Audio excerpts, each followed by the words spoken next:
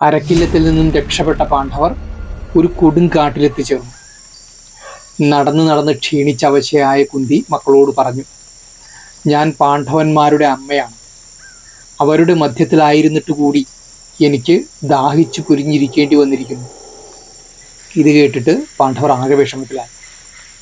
പെട്ടെന്ന് അവർ ജലപക്ഷികളായ ഹംസങ്ങൾ കൂകുന്നത് കേട്ടു. ആ ദിക്ക് ലക്ഷ്യമാക്കി ഭീമൻ പോവുകയും വെള്ളം കൊണ്ടുവരികയും ചെയ്തു. പക്ഷേ വെള്ളവുമായി ഭീമൻ തിരിച്ചെത്തിയപ്പോൾ അമ്മയും സഹോദരങ്ങളും ക്ഷീണം കൊണ്ട് നിലത്ത് കിടന്നുറങ്ങുകയായിരുന്നു. അവർ ഉറങ്ങി ക്ഷീണം മാറട്ടെ എന്ന് കരുതി അവർക്ക് കാവലായി ഭീമൻ ഉറങ്ങാതിരുന്നു. അവർ അവിടെ കിടന്നുറങ്ങുമ്പോൾ ഹിഡിംബൻ എന്നു പേരായ ഒരു ഘോര രാക്ഷസൻ അവിടെ നിന്ന് അധികം ദൂരത്തല്ലാതെ ഒരു ആൽമരത്തിൽ ഇരിക്കുന്നുണ്ടായിരുന്നു. അവൻ പാണ്ഡവരെ കണ്ടു. ഭയങ്കരനും മഹാശക്തനും മനുഷ്യമാംസ കുതിയനും മഹാകായനുമായ അവൻ ദംഷ്ട്രം പുറത്തു കാട്ടി ചിരിച്ച് തൻ്റെ സഹോദരിയായ ഹിഡിംബിയെ വിളിച്ചു പറഞ്ഞു, സഹോദരി, വളരെ നാളായി മനുഷ്യമാംസം കഴിച്ചിട്ട്.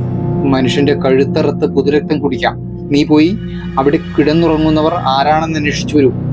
അവരെ കൊന്നു ഇങ്ങോട്ട് കൊണ്ടുവരിക. സഹോദരന്റെ കൽപ്പന പ്രകാരം ഹിഡിംബി പാണ്ഡവരുടെ അരിയിലെത്തി. കുന്തിയോടൊപ്പം കിടന്നുറങ്ങുന്ന പാണ്ഡവരെയും അവർക്ക് കാവലിരിക്കുന്ന ഭീമനെയും അവൾ കണ്ടു. വൻമരം പോലെ ഉയർന്നവരും യുവകോമളനുമായ ഭീമനെ കണ്ട മാത്രയിൽ ആ രാക്ഷസിക്ക് പ്രേമമുദിച്ചു. അവൾ വിചാരിച്ചു, കമ്പുകണ്ഠനും പുഷ്കരാക്ഷനുമായ ഇവനെ എൻ്റെ ഭർത്താവാക്കാൻ കഴിഞ്ഞെങ്കിൽ ഇവനെ ഞാൻ കൊല്ലില്ല. ഭർത്തൃസ്നേഹത്തിന് ഭ്രാതൃസ്നേഹത്തെക്കാൾ ശക്തി കൂടും. ഇപ്രകാരം വിചാരിച്ച് കാമരൂപിണിയായ അവൾ മനുഷ്യരൂപം കൈക്കൊണ്ട് ഭീമന്റെ അരികിൽ ചെന്ന് മധുരമായി കൊഞ്ചി പറഞ്ഞു, ഹേ നരർഷഭ, ഭവാൻ ആരാണ്? എവിടെ നിന്ന് ഇവിടെ എത്തി? ഈ കിടന്നുറങ്ങുന്നവർ ആരൊക്കെയാണ്? ഈ കാട്ടിലാണ് ദുഷ്ടരാക്ഷസനായ ഹിഡിംബൻ പാർക്കുന്നത് എന്നുള്ള വിവരം നിങ്ങൾക്കറിയില്ലേ? എൻ്റെ ജ്യേഷ്ഠനാണവൻ. നിങ്ങളുടെ മാംസം തിന്നാനുള്ള ആശ കൊണ്ട് എന്നെ ഇങ്ങോട്ട് പറഞ്ഞു വിട്ടതാണ്. സാക്ഷാൽ ദേവകുമാരനെ പോലെ സുന്ദരനായ ഭവാനെ കണ്ടതോടെ അങ്ങയെ ഭർത്താവാക്കാൻ ഞാൻ ആഗ്രഹിക്കുന്നു. മർത്യരത്തിരുന്ന മഹാരാക്ഷസനിൽ നിന്ന് ഞാൻ അങ്ങയെ രക്ഷിക്കാം. എന്നെ സ്വീകരിച്ചാലും എന്നോടുകൂടെ ഇഷ്ടമുള്ള ദിക്കിൽ സഞ്ചരിച്ച് അതുല്യമായ പ്രീതിയോടെ ആനന്ദം അനുഭവിച്ചാലും. ഈ ഒരു കൊഞ്ചൽ ഭീമന് ഒട്ടും ഇഷ്ടപ്പെട്ടില്ല. ഭീമസേനൻ ഇപ്രകാരം പറഞ്ഞു, കാട്ടിൽ സുഖമായി ഉറങ്ങുന്ന അമ്മയെയും സഹോദരന്മാരെയും ഉണർത്തുവാൻ ഞാൻ തയ്യാറല്ല. ഹേ ഭീരസുന്ദരി, രാക്ഷസർ എൻ്റെ പൗരുഷം പൊറുക്കുവാൻ ഇടയില്ല. നിനക്ക് പോകാം. ഇതേ സമയം സഹോദരി പോയിട്ട് കാണാഞ്ഞ് ഹിഡിംബൻ ദേഷ്യത്തോടെ മരത്തിന്റെ മുകളിൽ നിന്ന് ഇറങ്ങി പാണ്ഡവരുടെ അടുത്തേക്ക് നടന്നു. ഹിഡിംബന്റെ വരവ് കണ്ട് ഹിഡിംബി പേടിച്ച് ഭീമനോട് പറഞ്ഞു, അതാ ആ ദുഷ്ടനായ മനുഷ്യത്തിന് കോപിച്ച് പാഞ്ഞു വരുന്നു. ഭവാൻ ഞാൻ പറയുന്ന വിധം ചെയ്യൂ. എൻ്റെ ചുമലിൽ കയറൂ. ഉറങ്ങുന്നവരെ ഉണർത്തൂ. അവരെയും കൊണ്ട് പോകാം. ഞാൻ കാമകയാണ്. എനിക്ക് ഇഷ്ടം പോലെ എവിടെയും പോകാൻ കഴിയും. പക്ഷെ ഭീമനിതൊന്നും കണ്ട ഭാവം നടിച്ചില്ല. ഭീമനും ഹിഡിംബിയും സംസാരിച്ചു നിൽക്കുന്നത് ദൂരെ നിന്ന് തന്നെ ഹിഡിംബൻ കണ്ടു. അവന് കോപമടക്കാനായില്ല.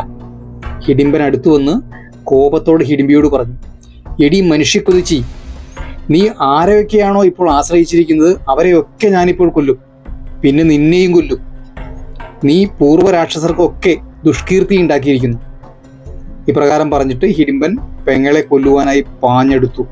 ഇത് കണ്ട് ഭീമൻ ഹിഡിംബനെ തടഞ്ഞു. ഇപ്രകാരം പറഞ്ഞു, അവൾ ഒരു തെറ്റും ചെയ്തിട്ടില്ല. എന്നെ കണ്ടപ്പോൾ കാമദേവനാണ് അവളിൽ കാമം ഉണ്ടാക്കിയത്. പിന്നെ എൻ്റെ മുന്നിൽ വെച്ചൊരു പെണ്ണിനെ കൊല്ലുവാൻ ഞാൻ ഒരിക്കലും അനുവദിക്കുകയുമില്ല. നീ എന്നെ എതിരിടൂ. അങ്ങനെ ഭീമസേനനും ഹിഡിംബനും തമ്മിൽ ദ്വന്ദ്വയുദ്ധം തുടങ്ങി. വൃക്ഷങ്ങൾ കടപുഴക്കി എറിഞ്ഞും വള്ളിപ്പടർപ്പുകളിൽ പരസ്പരം വലിച്ചിഴച്ചുമുള്ള രണ്ടുപേരുടെയും വിക്രമങ്ങൾ ആ കാടിനെ പിടിച്ചു കുലുക്കി. കാട്ടുതീയുടെ പുക പോലെ, പർവ്വതത്തെ പൊതിഞ്ഞു നിൽക്കുന്ന മഞ്ഞ് പോലെ പോരുമൂലമുണ്ടായ പൊടിപടലം മലയോളം പൊക്കത്തിൽ മല്ലന്മാരെ ചൂഴ്ന്നു പൊങ്ങി. ഈ ബഹളങ്ങൾ കേട്ട് ധർമ്മപുത്രാദികളും കുന്തിദേവിയും ഉണർന്നു.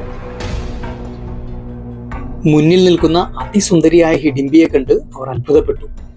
കുന്തിദേവി അവളോട് ചോദിച്ചു, ദേവകന്യകയെ പോലെ സുന്ദരിയായ നീ ആരാണ്? എന്തിനിവിടെ വന്നു? ഈ വനത്തിന്റെ ദേവതയാണോ നീ? ഈ ചോദ്യം കേട്ട് ഹിഡിംബി സംഭവിച്ച കാര്യങ്ങളെല്ലാം അവരോട് വിശദീകരിച്ചു. തുടർന്നങ്ങോട്ട് എല്ലാവരും നോക്കി നിൽക്കെ ഭീമസേനൻ രാക്ഷസനെ എടുത്തുയർത്തി വട്ടം കറക്കി ശക്തിയായി പാറമേലടിച്ച് അവൻ്റെ കഥ കഴിച്ചു. ഹിഡിംബവധത്തിന് ശേഷം പാണ്ഡവർ മാതാവിനെയും കൂട്ടി ആ കാട്ടിൽ നിന്നും പുറപ്പെടാനൊരുങ്ങി.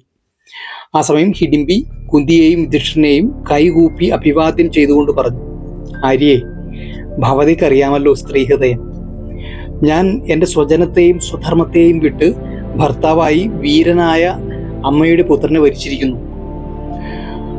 അമ്മയും അമ്മയുടെ പുത്രനും എന്നെ ഉപേക്ഷിക്കുകയാണെങ്കിൽ ഞാൻ ജീവിച്ചിരിക്കുകയില്ല. ഇത് സത്യമാണ്. ഇത് കേട്ട യുധിഷ്ഠിരൻ ഹിഡിംബിയോട് പറഞ്ഞു, അസ്തമിക്കുന്നത് വരെ നിനക്ക് അവനോട് ഒത്തുരമിക്കാം. രാത്രിയായാൽ ഭീമസേനനെ ഞങ്ങളുടെ അരികിലേക്ക് തിരികെ കൊണ്ടുവരണം. അങ്ങനെ ഭീമനും ഹിഡിംബിയും കാട്ടുചോലകളുടെ കരകളിലും ഗുഹകളിലും പൊൻതാമരകൾ വിരിഞ്ഞു നിൽക്കുന്ന സരസുകളിലും പച്ചപ്പുൽ മൈതാനങ്ങളിലും ഫലങ്ങൾ നിറഞ്ഞ തോട്ടങ്ങളിലും ആഹ്ലാദപൂർവ്വം രമിച്ചു. ഭീമസേനയിൽ നിന്നും ഹിഡിംബി ഗർഭിണിയാവുകയും അവർക്കതിലൊരു പുത്രൻ ജനിക്കുകയും ചെയ്തു. ആ പുത്രനാണ് ഘടോൽക്കചൻ. ഹിഡിംബവധം എല്ലാവരും നന്നായിട്ട് ആസ്വദിച്ചു എന്ന് തന്നെ കരുതുകയാണ്. നിങ്ങളുടെ അഭിപ്രായങ്ങളും നിർദ്ദേശങ്ങളും ഒക്കെ കമൻറ്റിൽ എഴുതാൻ മറക്കണ്ട. വരുന്ന വീഡിയോകളിൽ നമുക്ക് കണ്ടുകൊണ്ടേയിരിക്കാം. മഹാഭാരത കഥകൾ കേട്ടുകൊണ്ടേയിരിക്കാം. നമസ്കാരം.